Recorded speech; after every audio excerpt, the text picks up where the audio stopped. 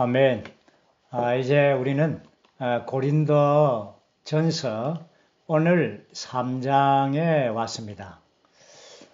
우리가 지난 시간에 고린도 전서 2장을 다루었습니다. 고린도 전서의 전체에서 2장이 가장 매우 깊고 아주 풍성한 장이었습니다. 거기에는 사도의 사역하는 길, 십자가와 그리스도와 그분의 십자가가 바울의 사역의 이러한 중심이었죠. 그리고는 아주 깊은 것은 하나님의 깊은 것들, 하나님의 지혜이신 그리스도에 관하여 우리가 깊이 있게 보았습니다. 고린도 전서 1장에서 15장까지 20항목에 걸쳐서 그리스도의 깊은 방면들을 보았고, 그리고 이제 세 번째 항목에서는 이러한 영적인 사람들에게 영적인 말로 영적인 일들을 해석해주는 이 방면에 올 때에 상당히 매우 인상 깊었습니다. 저도 정말 고린도 전서를 마치 처음 대하는 것처럼 상당히 인상이 너무나 깊고 또 누림이 있었습니다. 하나님의 깊은 것, 아주 깊은 것이신 그리스도는 바로 영적인 것들입니다. 이러한 영적인 것들을 바로 영적인 사람에 의해서 또한 영적인 말로 이렇게 전해지는 것이죠.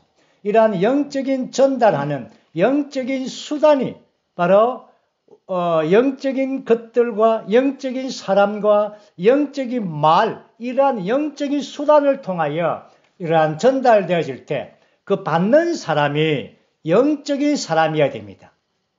그러므로 말씀을 깊은 이 그리스도에 대한 깊이를 전하는 사람과 받는 사람 모두가 다 이러한 영적이어야 됩니다.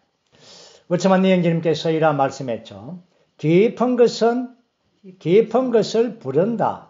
다시 말해서 깊은 것들은 깊은 것을 서로가 교통하고 연결되는 것입니다. 그 깊이와 차이 나면 이렇게 서로를 이 교통 안에 연결 안에 있을 수가 없죠. 그러므로 바울은 이러한 영적의 깊은 것들을 자기의 어떤 통상적인 이러한 고린도의 성도들의 이러한 낮은 지혜, 세상의 지혜, 헬라적인 것들, 이러한 것들을 통상적으로 낮추지 않고 이러한 영적인 언어들을 사용해서 문장들을 사용해서 영적인 말을 통해서 영적인 이러한 사실들을 깊은 것들을 그대로 말했습니다. 그렇지만 그들은 이러한 영적인 이러한 것들을 받아들일 수 있는 이러한 대상은 상당히 아니었습니다. 그렇지만 이러한 진리를 바울은 낮추지를 않았습니다. 오늘날 우리 모두는 다 고린도 성도들 뿐 아니라 우리 모이 고린도에 있는 이 고린도 전서는 우리가 다시 한 번 더 새겨볼 때 그렇게 간단한 책이 아닙니다. 문제를 해결하는 11가지 문제가 있는데 그 문제를 해결한다 이러한 정도가 아니라 상당한 바울의 깊은 방면을 보여주고 있습니다. 오늘 우리가 이러한 깊은 곳 안에서 받을 수 있도록 특별히 고린도전서 2장, 오늘 3장, 2장, 3장 상당히 깊습니다. 우리에게 지혜와 계시의 영이 필요한 것입니다. 이러한 이 말씀을 받을 수 있는 자는 혼적인 사람이나 육체적인 사람은 받을 수가 없습니다. 얕은 것이죠. 우리가 영적인 사람이 되어야 되는 것입니다. 오늘 저는 이 시점에서 영적인 사람에 대한 정의를 우리가 각조에 있는 말씀을 통해서 이렇게 정의를 보여주겠습니다. 우리가 생각할 때 우리는 교회 안에서 소위 영적이라는 단어를 씁니다. 그것은 바로 개인적인 영성을 통해서 자신만을 높이고 독특한 아주 개성한 영적인 행태를 갖는 이러한 것들 이러한 것들은 사실 소위 영적인 것입니다. 자기의 영성이죠. 그러나 참된 영적이라는 것은 육체를 따라 행동하거나 혼생명을 따라 활동하는 사람이 아니라 영을 따라 사는 사람, 즉 하나님의 영과 연합된 영을 따라 사는 사람입니다. 영적인 사람은 이렇게 연합된 영에 의하여 다스림받고 통치받고 지시받고 움직이고 인도함을 받습니다. 이것이 바로 오늘 이 각주에서 영적인 사람에 대한 정의입니다. 이제 우리는 3장에 이제 갈 터인데 1장과 2장은 그리스도에 대한 깊은 계시를 보여주었다면 3장은 교회에 대한 깊은 계시를 보여주고 있습니다. 물론 교회라는 단어는 없습니다. 그렇지만 여기에서 교회에 관한 깊은 계시와 깊은 사상이 여기에 나타나 있습니다. 3장에 대한 전체적인 제목은 교회는 하나님의 경작지이고 건축물이다. 이겁니다. 이 말씀 바로 3장 9절에 있는 말씀이죠. 3장 9절에서 교회라는 단어를 쓰지 않고 여러분은 하나님의 경작지이며 하나님의 건축물입니다. 여러분은 이것이 바로 교회인 것입니다. 오늘 모든 교회들은 하나님의 농장이며 하나님의 건축물이 되어야 되는 것입니다. 3장에는 이러한 두 가지 아주 큰 항목이죠. 경작지와 건축물. 이 단어는 상당히 큰 단어입니다. 이렇게 가벼운 단어가 아니죠. 상당히 깊은 단어입니다. 그리고는 이제 이 3장에는 크게 소항목이 세 가지가 있는데 그것이 바로 두 항목은 경작지와 건축물이죠. 그 다음에 세 번째 항목은 바로 모든 것은 교회를 위함이다. 이깁니다. 이것은 1장과 2장의 연속적인 방면이 될 수가 있고 또한 3장의 결론의 말씀이 될 수가 있는 그러한 절입니다. 나중에 이제 이 부분을 볼 것입니다. 다시 한 번 더 말합니다. 3장은 세 항목으로 되어 있습니다. 첫째는 하나님의 경작지, 두 번째는 하나님의 건축물, 세 번째는 모든 것은 교회를 위한 것입니다. 먼저 우리는 첫 번째 항목은 하나님의 경작지입니다. 다시 말해서 우리가 과거에 개역 성경을 본다면 하나님의 농장이라는 단어를 썼죠. 농장은 바로 경작지, 농장보다 경작지라는 단어가 더 좋습니다. 먼저 첫 번째 항목에서 하나님의 경작지라는 농장이라는 이 항목에 들어가기 전에 바울은 1절에서부터 5절까지 이러한 이상의 연속이면서 이러한 경작지, 농장이라는 이 항목에 이러한 에피타이즈를 제공해주고 있습니다. 그것이 바로 1절에서 5절까지 있는 것인데 먼저 우리는 1절과 2절과 3절 이 세 구절을 한번 먼저 읽어보겠습니다. 형제님들, 내가 전에 여러분에게 말할 때에 여러분을 영적인 사람들처럼 대할 수 없었고 육체적인 사람, 곧 그리스도 안에 있는 어린 아이들처럼 대하였습니다. 나는 여러분에게 젖을 먹이고 단단한 음식을 먹이지 않았습니다. 왜냐하면 그때에 여러분이 먹을 수 없었기 때문입니다. 그런데 지금도 여전히 여러분은 먹을 수 없습니다. 이것은 여러분이 여전히 육체에 속한 사람이기 때문입니다. 여러분 가운데 시기와 다툼이 있으니 여러분의 육체에 속한 사람이 아닙니까? 그리고 사람의 방식을 따라 사는 것이 아닙니까? 1, 2, 3절의 말씀 가운데서 여기에서 중요한 항목은 바로 사람에는 세 부류의 사람이 있다는 것과 그 다음에 어린 아이라는 이 두 항목을 이제 볼 것입니다. 사람은 영과 혼과 몸으로 된 사람이죠. 물론 그렇지만 여기에서 2장의 연속이죠. 3장 전반절은 이 전반부는 이러한 농장으로 가기 위한 이러한 전초이고 또한 2장의 연속으로서 사람에게는 세 부류의 종류가 있다는 것입니다. 그것은 바로 영적인 사람, 혼적인 사람, 육체적인 사람. 우리가 영적인 사람 우리가 앞에서 정의를 보았죠.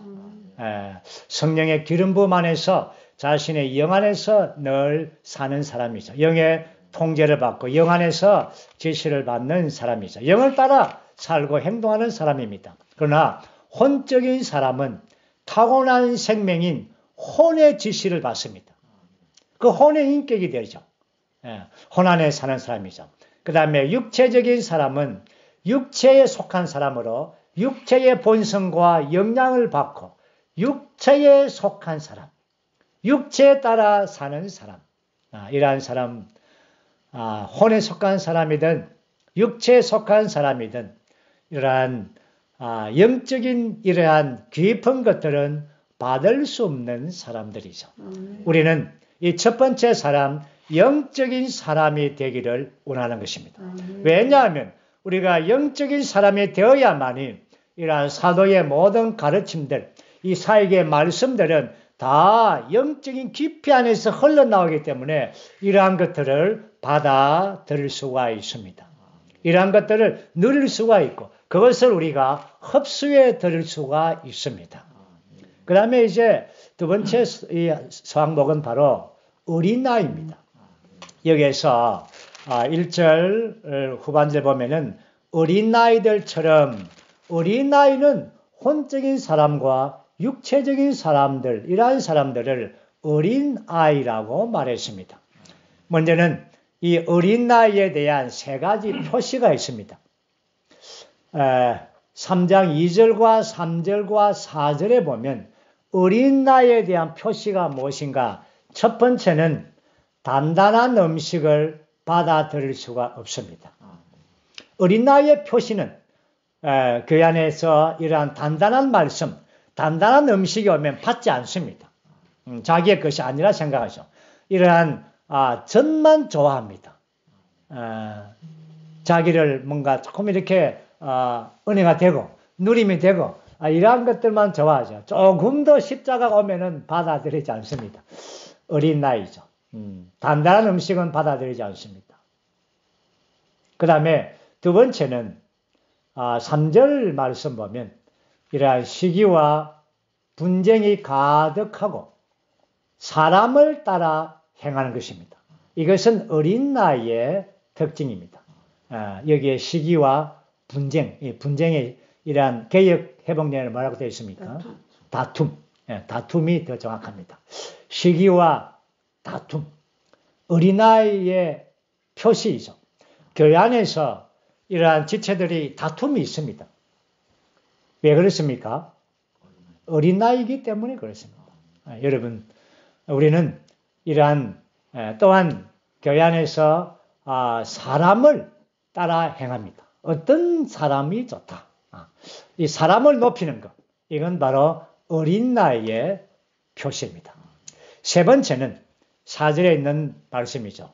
영적 거인을 높이고 분열을 일으키는 것입니다. 나는 바울에게 속했다. 나는 아볼로에게 속했다. 나는 게바에게 속했다. 영적인 거인들, 이러한 사람들을 높이고, 이러한 높인다는 것은 그 말 안에, 나는 바울에게, 나는 게바에게, 이런 말 안에 바로 분열을 가지고 있는 것입니다. 이것이 왜 이러한 것이, 이러한 어린나이가 상태가 있는가? 물론 우리는 어린아이 때가 있습니다. 어린아이가 태어나면 이제 제일 먼저 젖을 먹죠.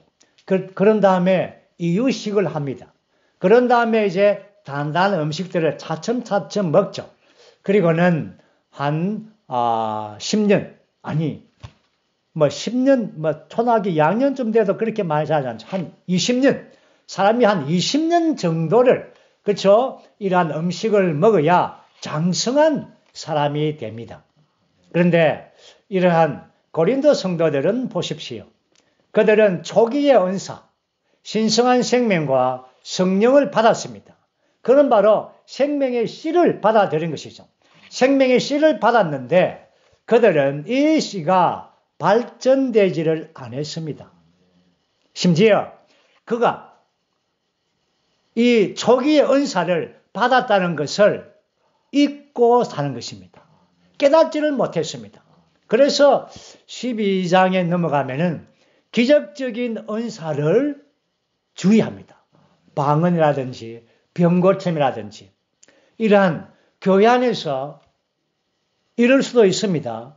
만약에 어떤 지체가 이러한 초기 은사를 받아서 생명과 성령을 받았는데 발전되지 않고 생명이 자라지 않고 그 상태에 있으면 이러한 기적적인 것들을 좋아하고 아주 이상한 것들을 또 추구하고 마치 발람의 당나귀가 사람의 말 한 것처럼 이것을 보아라, 이 놀랍지 않는가, 왜 회복에 이것이 없는가, 뭐 이런 이야기를 하죠.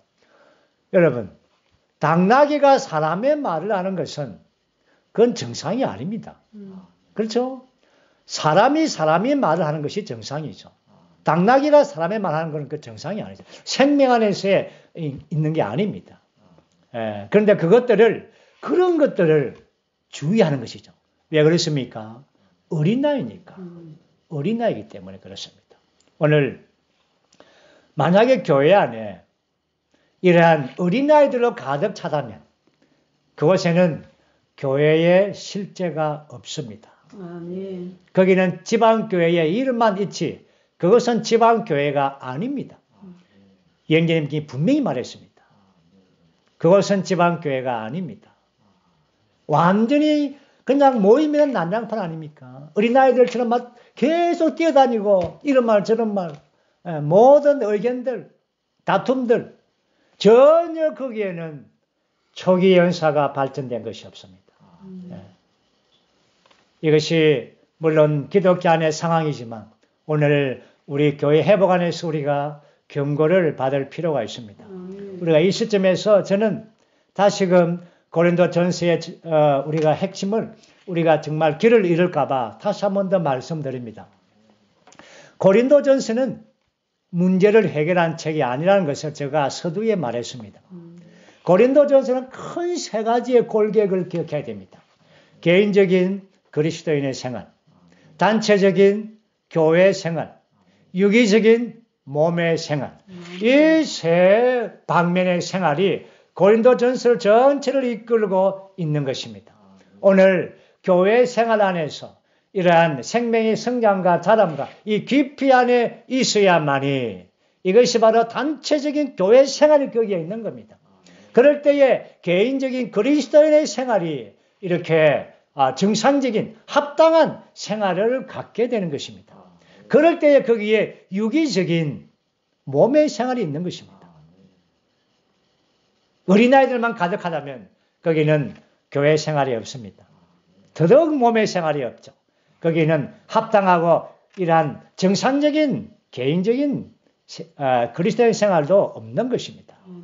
우리는 생명의 성장에 대한 심각한 이러한 것을 심각성을 보아야 되는 것입니다. 만약에 우리가 그 안에서 물론 어릴 때가 있습니다. 우리가 그걸 이해를 합니다. 어릴 때는 괜찮습니다. 그러나 그 안에서 10년이 지나고 20년이 지났다면 여전히 어린 나이 상태로서 계속 머물러 있다면 그 어떠한 수치입니까? 그 교회의 어떠한 비극입니까? 교회의 비극인 것입니다. 교회의 수치이죠. 오늘 이 부분에 대해서 우리가 한 면에서 경고를 받기를 원합니다. 이제 그런 다음에 우리는 이제 이 본론 농장 갱작지로 가겠습니다.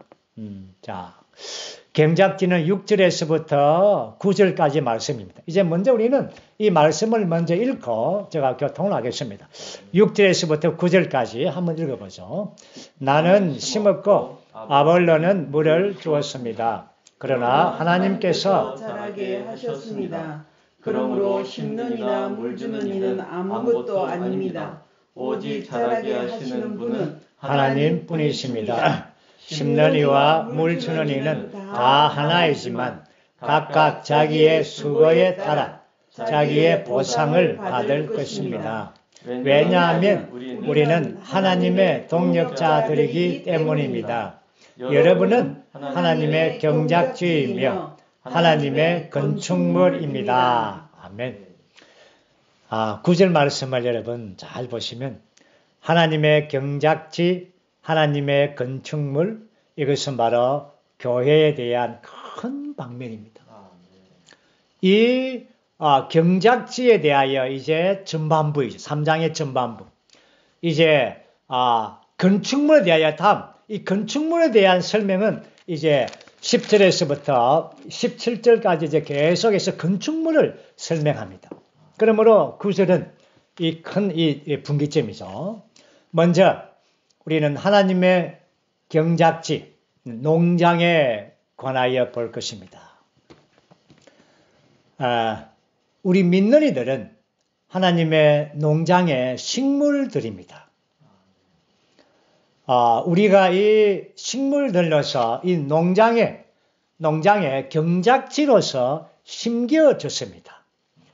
농장보다 경작지라는 것은 여기에 누군가가 소중히 돌보고 심고 물을 주고 뭔가 돌보고 가꾸는 것이 있는 것이 포함되죠. 경작지라 하니까. 자, 먼저는 우리가 이 식물로서 경작지인 이 교회에 우리가 심겨졌습니다. 우리는 식물입니다. 자, 이제부터 이러한 방면에 대하여 우리가 크게 네 항목을 볼 것입니다.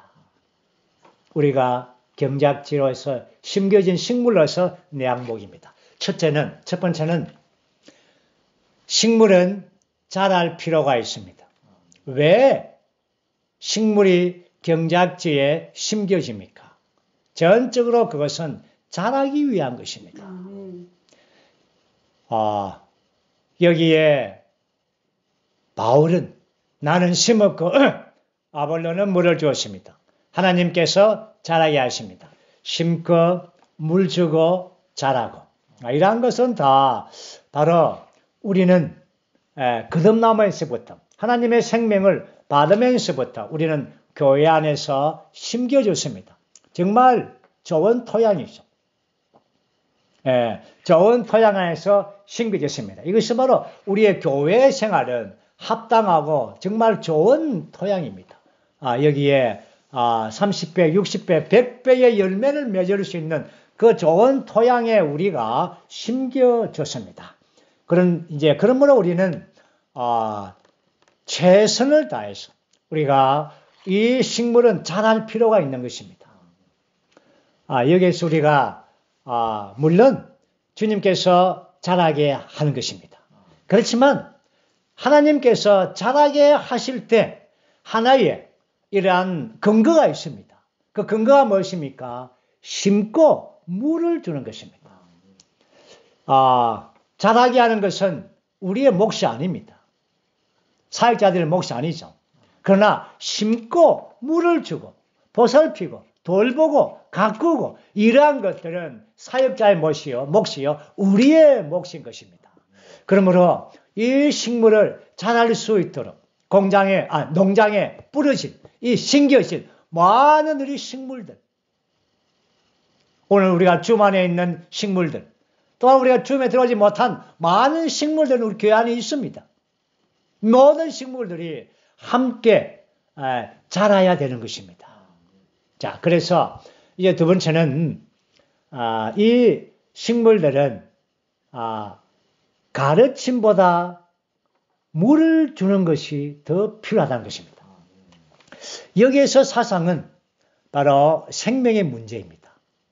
생명의 문제는 이러한 많은 가르침, 이러한 가르침보다는 이러한 물을 주고 또한 돌보고 경작하고 이러한 손질하고 또한 먹이고 이것이 필요합니다. 우리 집에 요 식물들이 아주 있는데 우리가 이 식물을 잘 가꾸질 못해가지고 많이 죽입니다. 그런데 교회 안에 자매님들이 보면은 식물을 잘 키우는 자매님은 다 알죠. 이 식물을 볼 때 이게 지금 뭐가 문제인지, 이게 지금 물을 많이 준 건지, 작게 준 건지, 햇볕을 준 건지, 바람을 쐬운 건지, 이런 다 알죠. 왜냐? 그래서 거기에 맞게 소중히 돌보는 것입니다. 그 식물 보고, 야, 좀 바로 자라라, 좀, 안 되겠나, 좀, 뭔가, 이 가르침이 필요 없습니다. 식물에게는 그냥 돌보고, 그렇죠. 그 상황을 알아야 되는 것입니다. 많이 우리가 식물을 죽이죠. 몰라서 그렇죠. 잘 먹인다는 것은 매우 중요한 것입니다. 식물이 자라는데. 우리가 자랄 뿐 아니라 모든 지체들이 식물이라는 것을 우리가 보아야 됩니다. 생명의 문제이죠. 그 다음에 이제 세 번째는 이 식물이 자라서 건축물의 재료가 됩니다. 우리가 나중에 이 부분을 볼 것입니다. 건축물에 가서 이 부분을 자세하게 볼 터인데 식물이 자랍니다. 식물이 자라면 뭐가 됩니까? 농장에서 음식이 됩니다. 식물은 자라서 뭐 꽃을 피우는 것 물론 그것도 필요합니다. 사람에게 기쁨을 주죠. 그러나 이 사상은 식물이 자라서 사람의 음식이 되는 것입니다. 농장에는 식물과 자랍니까? 동물도 자랍니다. 동물은 식물을 먹고 자라죠. 우유가 그게 나옵니다. 버터가 나오죠. 고기도 나옵니다. 농장에는, 하나님의 농장에는 많은 것들이 자랍니다. 그렇죠? 식물뿐 아니라 많은 것들이 자랍니다. 그런데 이 식물이 자라서 사람들에게 음식이 되는 것입니다. 사람의 음식이 되는 것은 사람의 먹이죠. 놀라운 것은 식물이 자라서 건축물로 갈 때 식물로 남아있지 않고 광물이 됩니다. 금과 은과 보석입니다. 참 있죠. 식물의 자람과 광물의 됨에 대한 이 연결고리. 이 연결고리가 무엇인가?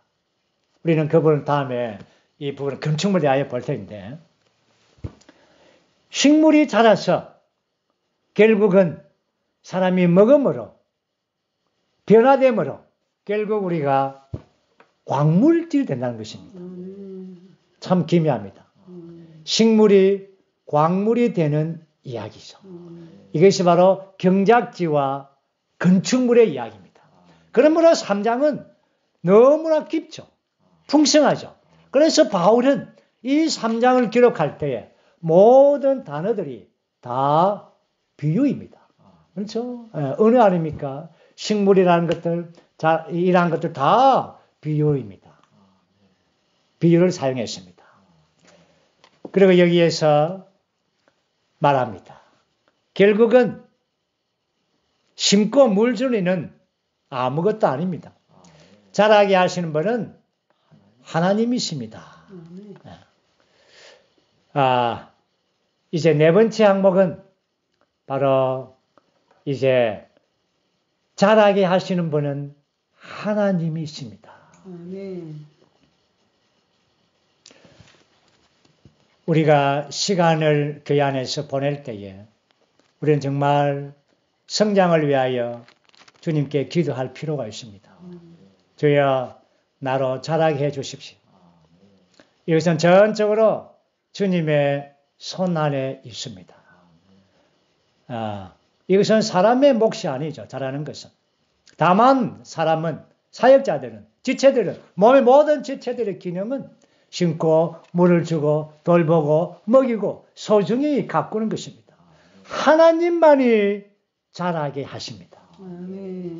자, 이제 예를 한번 들어보겠습니다. 우리가 교회, 이 고린도전서 문제를 해결하는 그런 방면이 있죠. 교회 안에 한 지체가 문제가 있습니다. 이 문제를 가지고 왔습니다. 그럼 여러분들은 어떻게 하겠습니까? 여러분의 체험에 근거해서, 지식에 근거해서, 이러한 문제를 이렇게, 이 문제는 이렇게 하시면 좋고, 이건 조금 더 참으시면 좋겠는데, 이 문제는 부부의 문제, 자녀의 문제, 이런 문제는 제 체험에 의하면은 약간 있네. 이것만 견디면 아마 괜찮을 겁니다. 뭐 이런 식으로 교통을 하겠죠. 그러나, 이러한 것들은 심고 물 주는 것도 아니며, 자랄 수 있는 것도 아닙니다.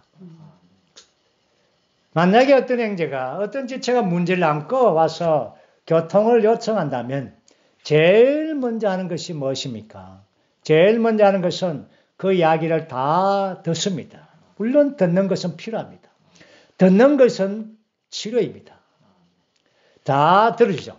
그런 다음에 해야 될 것이 그 문제에 대하여 함께 기도하는 것입니다. 그럴 때 함께 기도할 때에 그리고는 기도 안에 들어가면은 그 지체도 기도 안에 들어가게 되죠. 기도가 마치게 되면 여러분 기도가 마치게 되면 오늘의 말씀 최근에 누린 것들을 이제 함께 이 교통을 나눕니다. 그러면 여러분 기도를 마치고 나서도 이 지체가 고백할지 아니면 이런 교통을 마치고 고백할지 언젠가 고백합니다. 뭐라고 고백합니까? 형제님, 내가 가지고 온 모든 문제가 해결되었습니다. 이게 뭡니까? 이것이 하나님께서 잘하게 하시는 겁니다. 우리는 이런 체험을 많이 갖습니다. 정말 우리가 기도와 교통 안에서 이렇게 물줌과 이렇게 관심하고 교통 안에 머물 때에 모든 문제가 해결되어집니다. 하나님께서 잘하게 하시는 것이죠. 하나님께서 그 영에 변화시키는 영께서 역사하시는 겁니다. 모든 문제는 하나님께서 역사하시면 해결되는 겁니다. 이것이 얼마나 놀랍습니까? 그렇죠?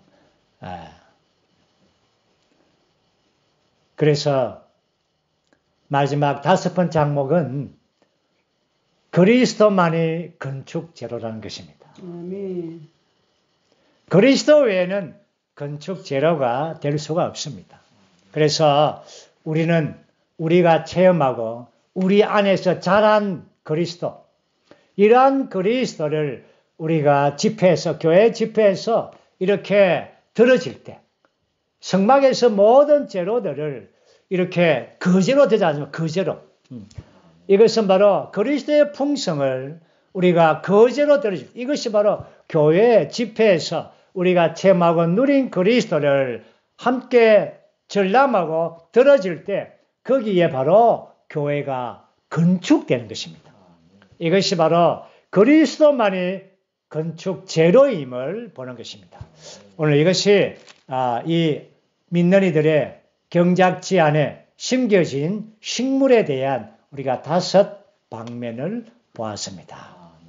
우리가 이렇게 한다면 8절과 말씀 보면 각자의 수고에 따라 자기의 보상을 받습니다. 이것은 주님께서 준비한 왕국의 보상입니다.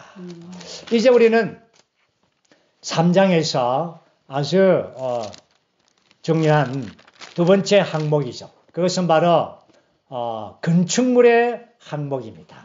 경작지 항목, 이제 건축물의 항목으로 갈 것입니다. 이것은 10절에서 17절 말씀까지 있습니다. 우리는 10절, 11절, 12절 이 세 구절을 한번 읽어 보겠습니다. 나에게 주신 하나님의 은혜를 따라 나는 지혜로운 최고의 건축자로서 기초를 놓았고 다른 사람은 그 위에 건축합니다. 그러나 각 사람은 자기가 어떻게 건축하고 있는지 살펴보십시오. 왜냐하면 아무도 이미 놓인 기초, 곧 예수 그리스도 이외에 다른 기초를 놓을 수 없기 때문입니다. 누구든지 이 기초 위에 금이나 은이나 보석이나 나무나 풀이나 짚으로 건축하며. 아멘. 바울의 14서신은 교회의 건축에 관하여 매우 많이 말씀합니다. 여기에 고린도 전서에 있는 이 부분은 교회 건축에 대한 아마 기본적인 기본 방면을 보여주고 있죠. 예수 그리스도의 기초 위에, 그 다음에 이러한 건축에서 금과 은과 보석으로 이제 건축을 하는 이러한 건축에 대한 가장 기본적인 기본 도면을 보여주고 있습니다. 그렇지만 우리가 바울의 서신에서 에베소서, 골로새서, 로마서 이러한 서신들을 발전하면은 특별히 에베소서의 서신에 보면 바울은 이 건축에 대한 상세도를 보여줍니다. 교회의 에베소서에서 1장에서 교회의 축복과 위치, 또 2장에서 교회의 산출과 이 교회 건축에 대한 조망, 그리고 3장에서 교회 건축에 대한 실제성, 그 다음에 4장에서 교회 건축에 대한 실행성, 그 실행, 아주 교회 건축에 대한 낱낱이 이러한 청사진을 상세도면을 사실을 보여줍니다. 우리가 에베소서 4장 16절 말씀을 보면 아주 그 상세도면이 있죠. 온몸이 그분에게서 나온 그 풍성한 공급을 해주는 각 마디를 통하여 그리고 각 지체가 분량에 따라 기능을 발휘하는 것을 통하여 함께 결합되고 짜입니다. 그래서 몸이 자람으로써 사랑 안에서 스스로 건축되는 것입니다. 여기에서 하나님의 건축물인 그리스도의 몸이 건축되는 것은 온몸이 바로 마디와 공급 힘줄을 통하여 머리로부터 풍성하게 공급하고 함께 짜여져서 그리고 함께 몸 안에서 몸이 자라는 것입니다. 개인이 자라서 오는 것이 아니죠. 한 개인이 손이 자라서 크게 와서 붙는 것이 아니라 모두가 다 몸 안에서 있으면서 마디와 힘줄의 공급을 받으면서 그리고 함께 짜여지고 결합되어 있으면서 그럴 때에 몸이 자라는 것입니다. 몸이 자라는 것입니다. 우리는 이 몸의 이 건축물에 대한 사상을 우리는 깊이 있게 볼 필요가 있죠. 자, 이제 우리는 여기에서 우리가 한두 가지를 먼저 보겠습니다. 첫 번째 보는 것은 바로 기초입니다. 이 건축물의 기초는 바로 그리스도입니다. 여기에서 다른 기초를 놓지 말라. 이건 뭡니까? 다른 기초란 것은 어떤 이러한 사람들 또한 실행들 여기에서 교회 역사 가운데 많은 분열의 기초를 놓았지 않습니까? 이러한 장로교의 실행, 침례의 실행, 또한 사람 루터의 이러한 기초, 또 이러한 사람의 어떠함, 그 다음에 실행의 어떠함, 이러한 것들을 기초로 놓는 바람에 많은 분열이 기독교 안에서 왔습니다. 물론 우리 교회 안에서도 우리는 조심해야 되고 주의해야 됩니다. 그리스도 외에 다른 것들을 주장하고 그것을 기초로 삼아서 안 됩니다. 어떠한 실행도 어떠한 교리도 이것은 매우 우리가 교회 안에서 중요한 이러한 기본적인 것입니다. 그리스도 외에 어떠한 기초는 없습니다.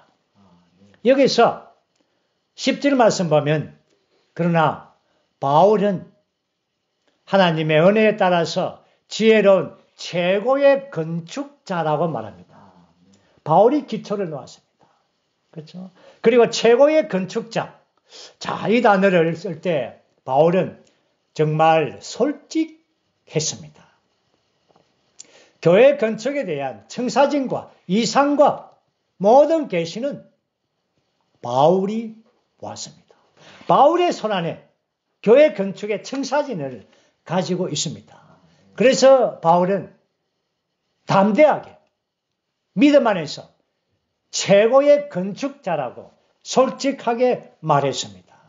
정말 바울은 신실했습니다.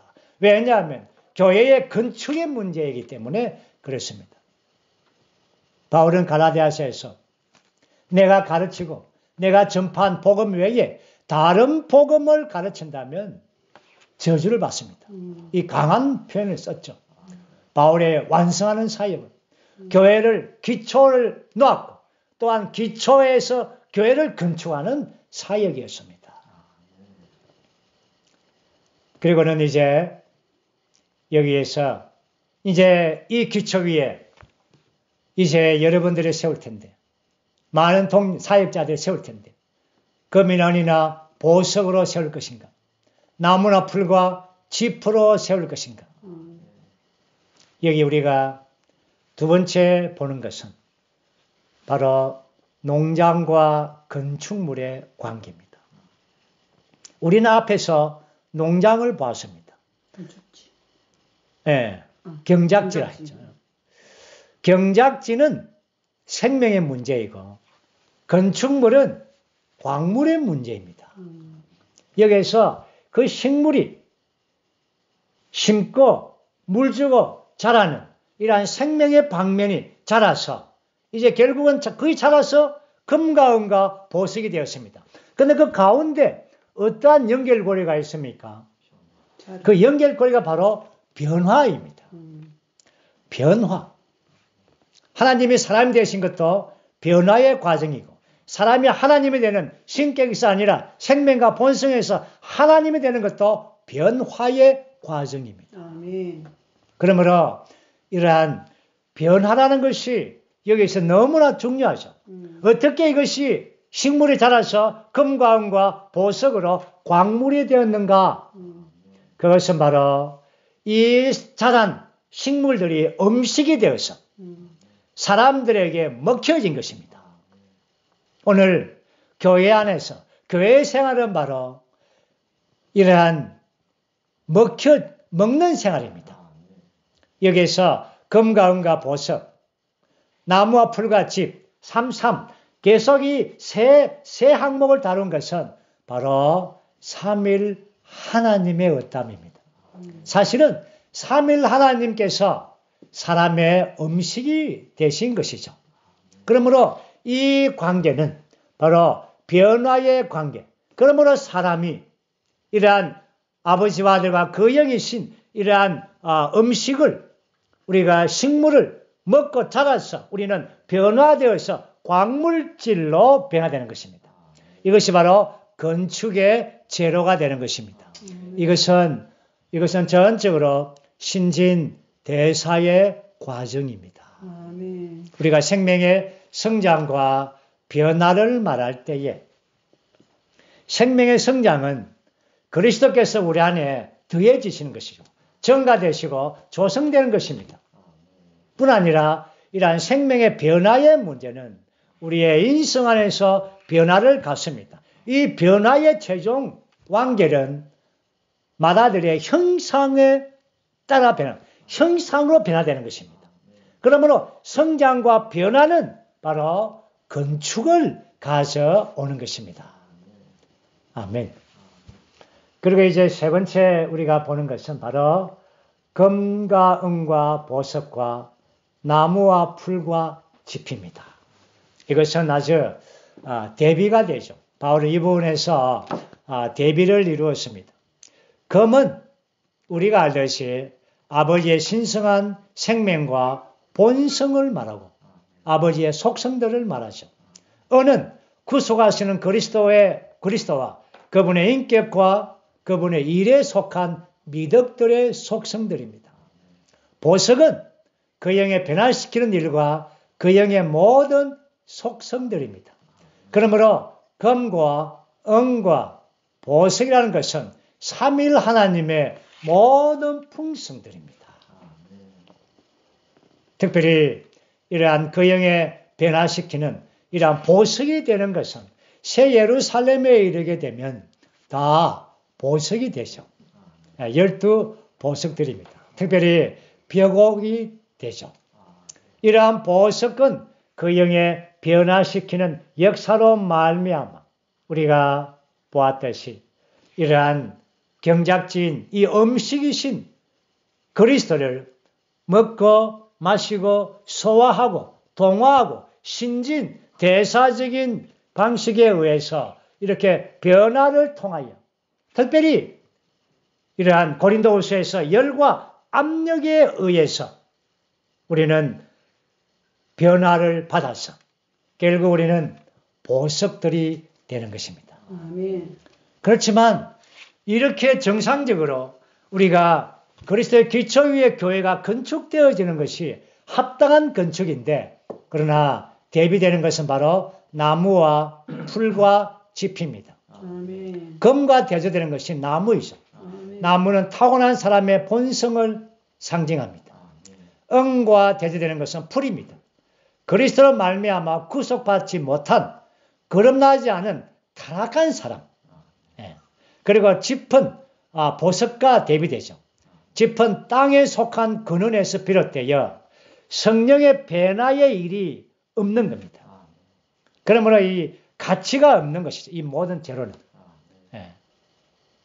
여기에 짚들은 다 가치가 없습니다.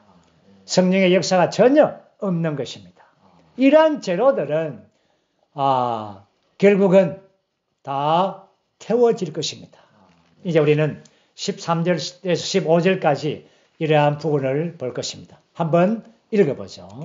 그날에 각 사람의 일이 나타나게 될 것인데 그날이 그 일을 밝혀줄 것입니다. 왜냐하면 그 일이 불로 말미암아 드러나게 되기 때문입니다. 이 불이 각 사람의 일이 어떠한 종류의 것인지를 검증해 줄 것입니다.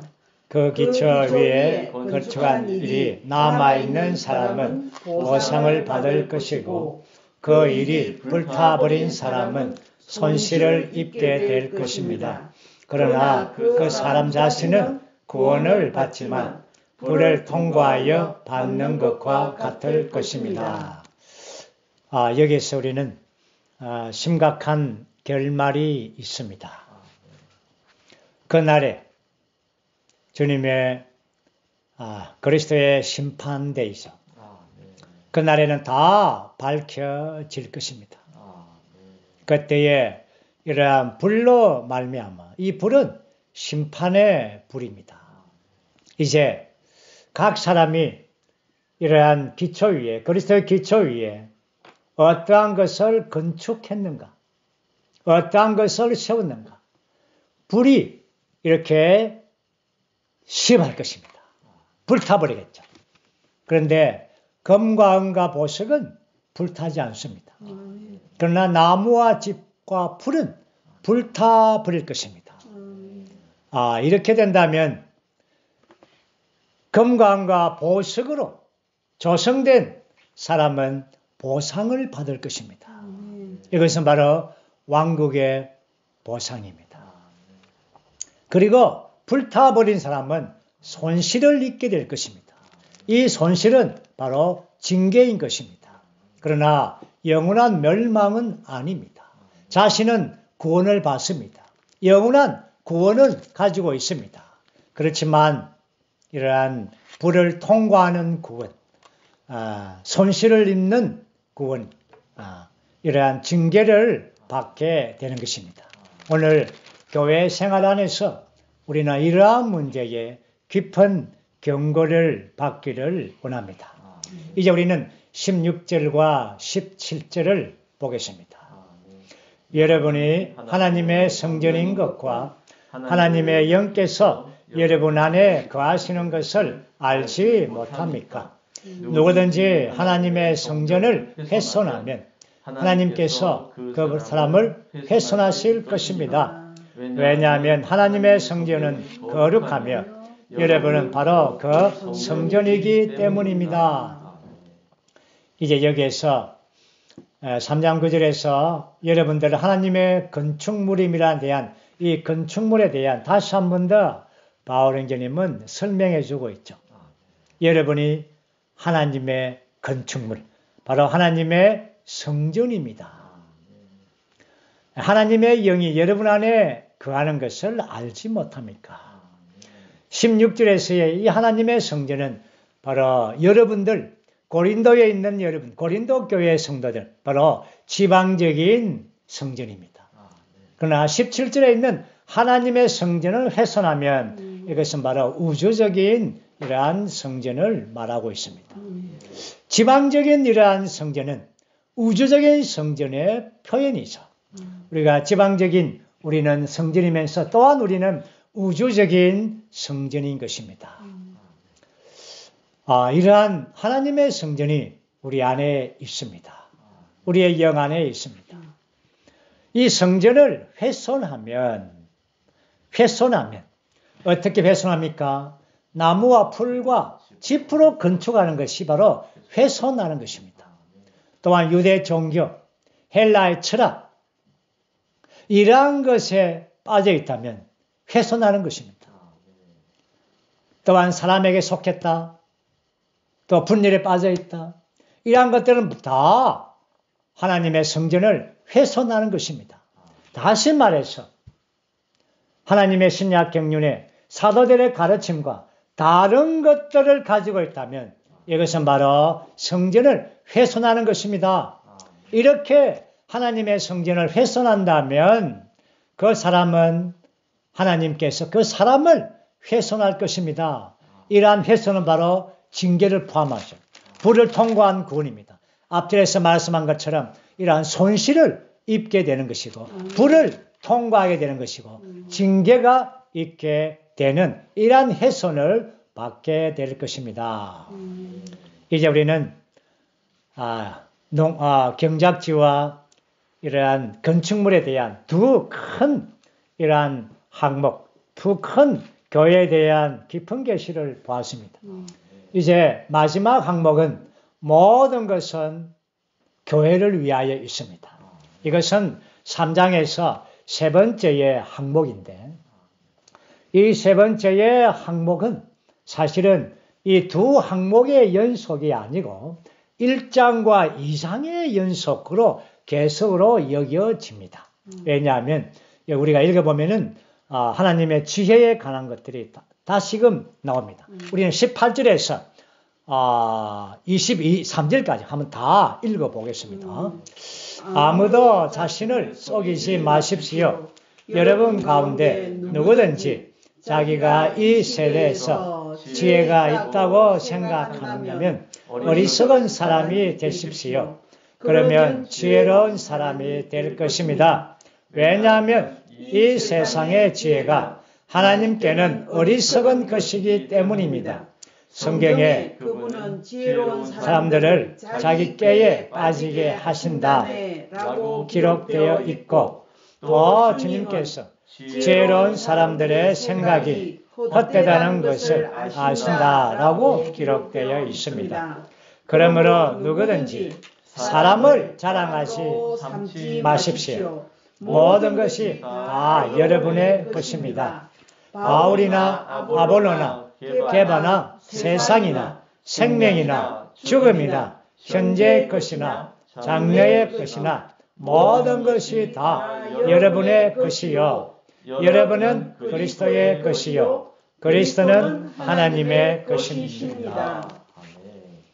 23절에 올 때 여러분은 그리스도의 것이요. 그리스도는 하나님의 것입니다. 이것이 3장의 결론입니다. 우리는 이 마지막 항목에서 볼 때에 여러분 자신을 속이지 마십시오 라는 말은 1장과 2장에서 아니 3장 전체 계속적으로 이끌어가고 있죠. 이러한 지혜 있다고 생각하지. 이러한 지혜가 어떤 지혜입니까? 세상의 지혜는 이러한 그 당시에 있는 헬라의 철학들, 헬라의 지혜들, 고관들의 지혜들, 문벌 있는 사람들의 지혜들, 이러한 것들은 그렇죠. 차라리 어리석은 사람이 되십시오. 예. 어리석은 사람. 바로 그러면 지혜로운 사람이 될 것입니다. 이것은 바로 대비이죠. 하나님의 지혜이신 그리스도. 예. 그리스도가 우리의 지혜가 되어야 되는 것입니다. 그리고는 이제 21절에서 사람을 자랑으로 삼지 마십시오. 예. 여기에 바울이나 아볼로나 게바나 세상이나 생명이나 죽음이나 현재의 것이나 장래의 것이나 모든 것이 다 여러분의 것이요. 이 말씀은 1, 2, 3장 전체의 결론을 이루고 있습니다. 보십시오. 교회 안에 이러한 은사자들이 있습니다. 바울도 있고 아볼로도 있고 게바도 있습니다. 그러나 어린 나이는 게바에게 속했다, 바울에게 속했다라는 단어를 씁니다. 그러나 교회 안에 정상적인 그리스도인의 생활을 갖는 합당한 지체들은 바울은 우리의 축복이요, 게바도 우리의 축복이요, 아볼로도 우리의 축복입니다. 이것이 바로 모든 교회의 은사들은 교회를 위한 것입니다. 성도들을 온전케 하기 위한 것입니다. 심지어 여기에서 세상이나 죽음이나 여기서 소극적인 단어가 나옵니다. 우리의 상태가 소극적인 상태에 있더라도 여러분, 교회가 소문을 들으니까 어떤 교회가 아주 좋더라, 아나임 교회가 최고의 교회다, 그래서 아나임 교회를 이사로 가야 되겠다, 내 평생에 한번 아나임 교회 생활하고 싶다, 이런 사람들이 간혹 있더라고요. 그런데 꿈 깨십시오. 꿈 깨십시오. 여러분들의 있는 교회가 최고의 교회입니다. 문제가 있습니까? 문제가 있습니까? 그렇다면 더 좋은 교회입니다. 여러분들을 온전케 할 수 있는 기회입니다. 보십시오. 세상이나 죽음이나 현재의 것이나 장래의 것이나 모든 것이 여러분의 교회의 상태이든 여러분의 교회의 인도자이든 지체이든 누구라도 모두가 다 성도들을, 우리를 온전케 하기 위한 수단입니다. 여러분의 있는 교회를 귀하게 여기십시오. 다른 좋다는 교회에 동경하지 마십시오. 세상에 그런 교회는 없습니다. 현혹되지 마십시오. 여러분의 있는 교회가 최고의 교회요, 최상의 교회입니다. 단 모든 것이 교회의 우리 동적 창조님들, 모든 행정님들이 우리의 것이요, 교회 장로님들이 우리의 것이요, 또한 교회 상태의 어려움도 우리의 것이요, 모든 것이 우리의 것이라고 받아들인다면 우리가 변화되고 우리가 장성하고 자라고 교회 안에서 건축되는 것입니다. 교회는 그리스도의 것입니다.